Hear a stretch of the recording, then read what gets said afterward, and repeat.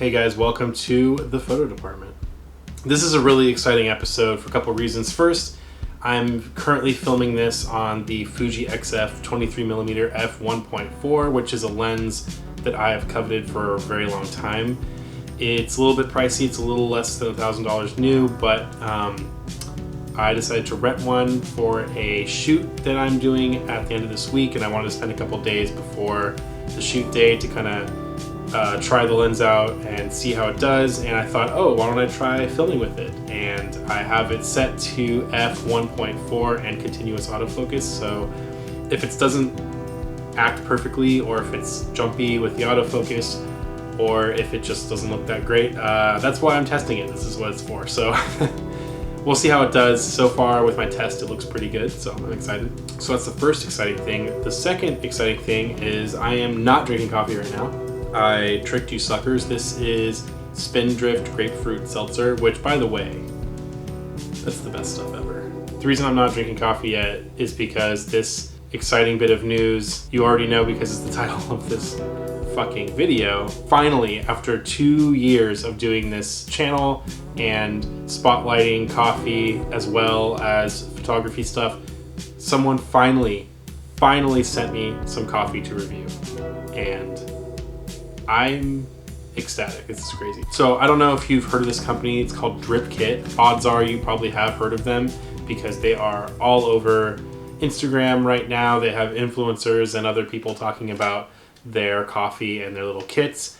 I saw a post by someone I know, and I can't remember who it was, like a month or so ago, which reminded me that Dripkit existed, and so I had made a mental note to pick some up and try it because I was interested in what it was like. Before I had a chance to go out and get some for myself, I got an email from Dripkit asking if I wanted to try it out in exchange for a social media post. And normally I am not one to be bought. I don't really like the idea of sponsored posts, at least for my Instagram, because that's not what my Instagram's for. I'm not an influencer. I'm not here to tell you what to buy. I'm just here to provide you with information or my opinions. So at first I was kind of skeptical because I don't want to shill for a company just for free stuff. It just doesn't seem like something that I'm interested in, but it's coffee. And their idea is pretty novel. I, at face value, thought that the idea was cool and interesting, and so against my normal judgment, I guess, I said yeah. So Ivy at Dripkit sent me a box of 10 different drip kits with, I think, 5 different types of coffee, and they come in these cool little pouches. It's pretty simple. There's not a lot of instruction. There's a sticker with instructions on the back to tell you how to do it. Still pretty vague, so I thought, why don't I try using this drip kit on camera and give a real life review of what I think of these little coffee kits. Full disclosure, I already made a couple of these. I've already tried it, and I've already made a post on social media concerning the drip kit stuff. So I already kind of know how I feel about it, but I'm going to do another one just because I want to make sure my feelings about it are real. Is my love real? How deep is your love for me? So that's why I'm not drinking coffee yet, because I don't want to be crazy caffeinated while I'm trying to make this video. I've already had 1 cup of coffee this morning, and I don't want to overdo it. You'll notice that the light is changing quite a bit. I'm not using any lighting, any studio lighting to light this video. We're just doing natural light because there's a lot of light coming in, but there's clouds moving in front of the sun. So this is going to be a really nice natural lit video that's going to be fun and interesting, and, you know, it's not going to be perfect, but we're trying all sorts of new things today, so, you know, that's, you know, it's just how it goes. So this one is the first one that we're going to try. This is the Rico Koba. It's an Ethiopian. It's a Kocher. I love Ethiopian coffee. I don't think this is a natural process. I think this is a washed coffee. Let's make this coffee. Okay, welcome to my kitchen, first of all. Second disclaimer, the microphone is attached to the camera because I left my boom stand and my extender cable at my studio, which ironically is a terrible place to try to record YouTube videos, so I don't have that. So this room is a kitchen, so it's super reflecty. I'm sorry in advance. You can complain about it in the comments still if you want to, but who cares? Second thing is I put the camera on auto ISO. So this is the X Pro 2. The auto ISO works really great for stills, but it's kind of steppy for video. Again, whatever. I just wanted to make sure the exposure looked good throughout this section because the light coming through the window is going to change a lot because of the weather, and I don't want it to be blown out or underexposed. Also, if you hear a lot of weird wind sounds coming from outside, it's because it's windy. Okay, so the instructions on the Dripkit pouch say to boil water and let rest for 30 seconds. First step is to hold Dripkit upright and tear off top strip. Well, let me open the pouch first. Here is the Dripkit. You can see there's the coffee filter on the bottom there. It's inside, so then when you tear this off and open it, the coffee filter is hanging there. I have done that. You could do it in one motion, but I like to be cautious. Open brewer and align bottom notches with the lip of the cup. Okay, so I don't know if you can see that, but there's coffee in that filter. So open it up and align notches with lip of cup. Done. Secure brewer by placing blue end tab inside lip of cup. So that's this front tab here. Hopefully you can see that. It's blue. This is going to go in and then secure underneath the lip on the inside, so it keeps the thing open and secures it in place. I'm going to be brewing it into my keep cup because it's clear. You'll be able to see it brewing, and because of the way that the Dripkit's designed, it doesn't very well fit on the mouth of my Heath mugs, which is what I prefer to drink my coffee out of, which is fine. That's okay. We're going to test this out in the keep cup and see how it goes. Okay, now that we have our water up to temp, 200 degrees, the next step is to slowly fill Dripkit to the top and let it drain completely 3 times. So my first impressions with the Dripkit is that it's small and that it's a really small amount of coffee in the kit itself, which makes me think I'm not going to get a whole lot of coffee out of this as far as volume, but I'm going to brew this the way that Dripkit says to brew it, and then I'm going to measure how much liquid I get out of it so that we can have like a baseline of what to expect when you brew this coffee. So that looks like it bloomed pretty well. Let's go for their method. So we're going to fill the Dripkit to the top and let it drain 3 times. So here's the first one here.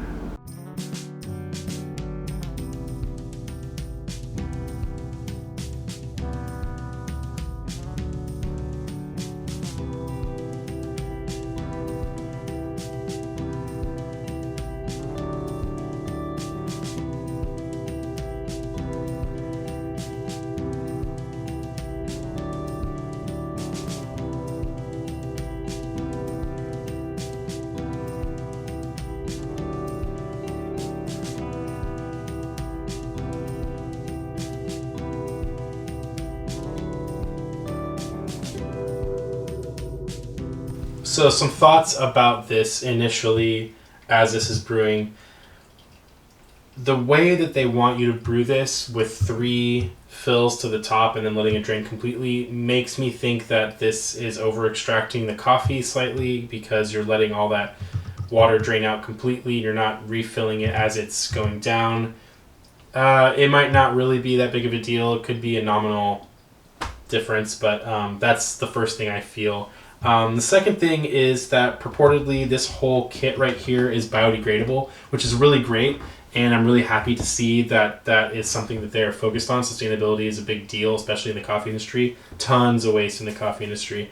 The problem initially, though, with that is that this is, as it was designed, a single-use product, and I think that, especially in the coffee industry, we need to start moving away from single-use anything and moving towards things that we can use many, many times that are more sustainable than this kind of thing.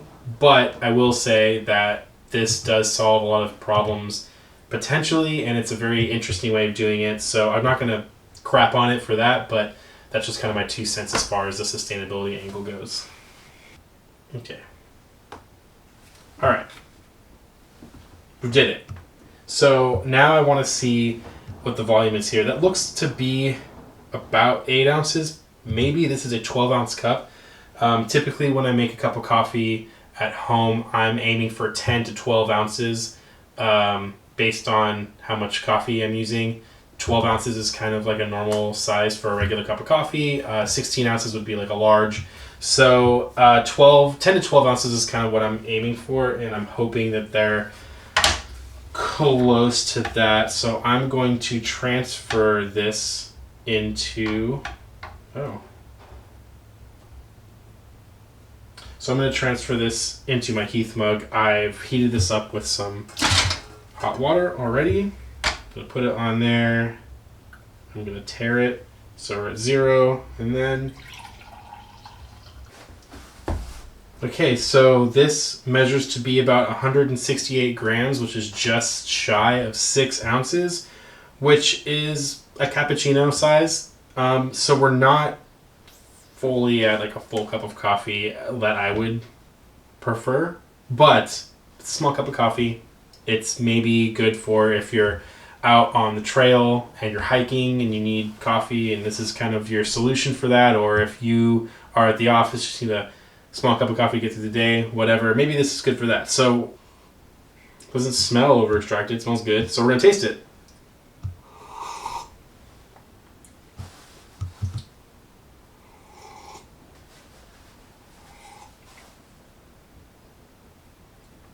Okay. As I suspected, this is over extracted. And over extraction happens because you are allowing the coffee to pull out more of the bitter volatiles from the coffee than you would want. All coffee should have a little tinge of bitterness in there somewhere because it's a very specific and complex part of taste, and it is a part of, you know, the palate of what coffee tastes like. But the bitterness shouldn't be overcoming the other flavors that are there. You should be able to taste everything that's going on in the coffee without any one thing overpowering anything else. And the bitterness in this cup is definitely in the forefront. The aftertaste right now is really bitter. It's the only thing I can taste after drinking it. And I hate to do this because a lot of people hate this term, and I think it's a funny term, but the mouthfeel is really dry, which is not always a bad thing. But in this case, the dryness mixed with the bitterness is a classic over extraction sign. So, that's not terrible. It's drinkable, but it's not what I would expect from a single origin Ethiopian coffee straight from a fresh ground single use drip kit. I would want it to be better. I don't want it to be that bitter. So I'm going to redo this experiment with a tried and true barista method, which is a 30-second bloom and then using the 1:17 coffee to water ratio in order to get the exact extraction that we want. So I'm going to be actually measuring out the amount of water that I pour in so that we know exactly what we're getting. The golden ratio for coffee extraction in a pour over is about 1:17. So this is 15 grams of coffee. I measured it out beforehand. And then we're going to use 255 grams of water. So that ratio will be perfect. And then hopefully we won't have any over extraction and we'll have a good tasting cup of coffee. That being said, 255 grams of water is just going to bring our cup to just shy of 10 ounces of coffee, which is a little bit closer to where it should be. So hopefully this is going to be a good cup of coffee.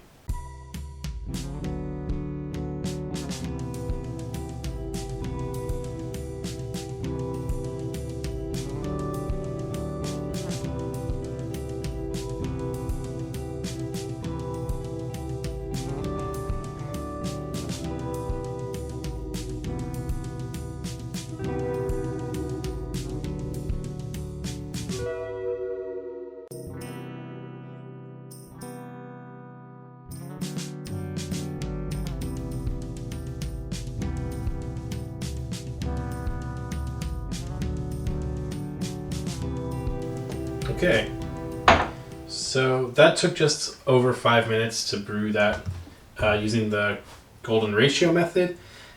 That is a little bit long So off the bat, I would say that Dripkit would need to adjust their grind to be a little coarser.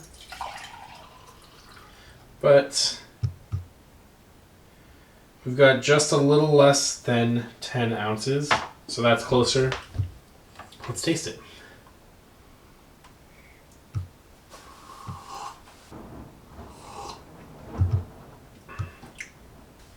Right off the bat, the bitterness is pretty much gone, which makes sense because I didn't over extract the coffee.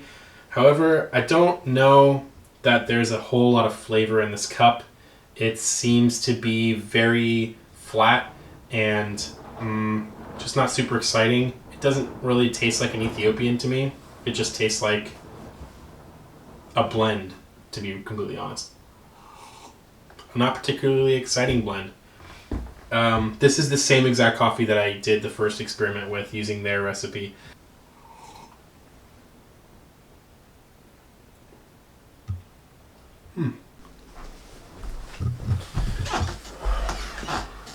So my final thoughts on Dripkit, I think that the idea is really cool and it has the potential to be a really, really popular idea that really takes off, but the execution leaves a little bit to be desired. I think that the brew method is flawed and is going to always end up with an over-extracted cup of coffee, which is going to be bitter, and people are not going to enjoy that very much. I think the dose of 15 grams of coffee is fine, but I think there needs to be a better brew recipe for the drip kit that is going to allow you to get the best out of this coffee, because filling up the kit 3 times, letting it drain all the way between each one, it's just not a great brew method. It's going to over extract the coffee and the coffee will be bitter. I see where they're going with this. I can tell that there are tons of people that would love this. I'm sure there already are tons of people who love it. It's a cool product. It's a great idea. I just think that it needs to be refined a little bit. I know that there is a huge built-in market for this. I know that there is another coffee company that does something similar. I think they're called Alpine. I should have looked that up before I started this video. Backpacking and hiking, camping, taking on long trips, just being able to have really good coffee anywhere, which is a big thing. I've been in plenty of states on road trips or on tours with my band where there was no good coffee in sight and we had to pretty much just deal with 7-Eleven coffee, which is just coffee with lots and lots of cream and sugar, which is not ideal. Overall, great idea. Still needs some refinement, so I'd give it a C+ all around, which, isn't terrible, but it's not super great either. That being said, I think maybe there are people that would really love this in its current form. I would say that if you are going to use a drip kit, to use a brew recipe with the golden ratio of a 1:17 ratio for the coffee and water. It's going to make the cup way better, and it's going to cut a lot of that bitterness.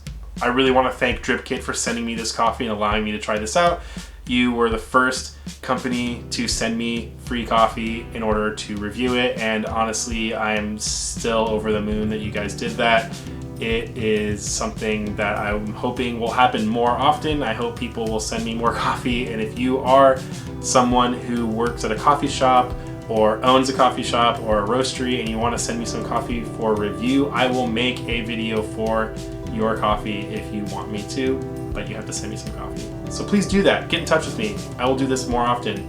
Thanks to Borrow Lenses in San Carlos. These guys are fantastic. I am renting the 35mm f1.4 from them right now. They are always super friendly, always really fast, great communication, and awesome prices. So if you want to rent some gear, do what I do and go to borrowlenses.com. They are in no way sponsoring this video, and they don't have any awareness of my YouTube channel as far as I know. So this is not me pushing a brand. This is just my personal opinion and experience as a professional photographer. Borrowlenses.com is amazing. That's it. So more videos coming soon. I'm going to do a review on the 35mm at 1.4 this week, I think. Thank you for watching. Make sure you follow me on Instagram at Christopher Sturm on Instagram. You can also look up the photo department on Facebook. There's a Facebook page. I was thinking about doing a Q&A live stream. If you guys have an interest in watching a live stream on YouTube of me answering questions in real time and talking about stuff, let me know. I might do that. I've seen some people do that and it's pretty cool. So if you are interested in seeing that, let me know. I'm gonna gauge the responses for that, and if there's enough interest, I might do it. All right. See you later.